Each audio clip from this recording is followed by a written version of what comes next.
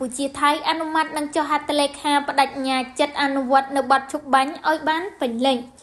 លោកស្រីឧត្តមស្នេហ៍ឯកម៉ាលីសុជាតាអ្នកនាំពាក្យក្រសួងការពារជាតិបានបង្ហាញអំពីលទ្ធផលនៃកិច្ចប្រជុំពិសេសលើកទី3របស់គណៈកម្មាធិការព្រំដែនទូទៅកម្ពុជាថៃ GBC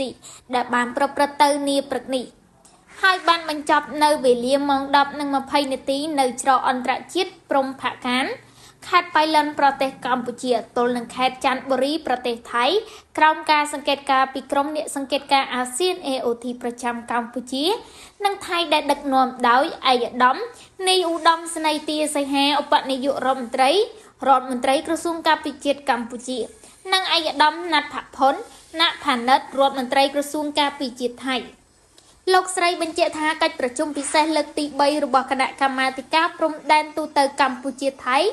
GBC បានអនុម័តនឹងចុះហត្ថលេខាលើសេចក្តីប្រកាសរួមនៃកិច្ចប្រជុំពិសេសលើកទី3នៃគណៈកម្មាធិការព្រំដែនទូទៅកម្ពុជាថៃ GBC រវាងកម្ពុជានិងថៃហើយបានបញ្ជាក់ពីការបដិញ្ញាចិត្តយ៉ាងម៉ឺងម៉ាត់ក្នុងការអនុវត្តនៅបទឈប់បាញ់នេះឲ្យបានពេញលេញ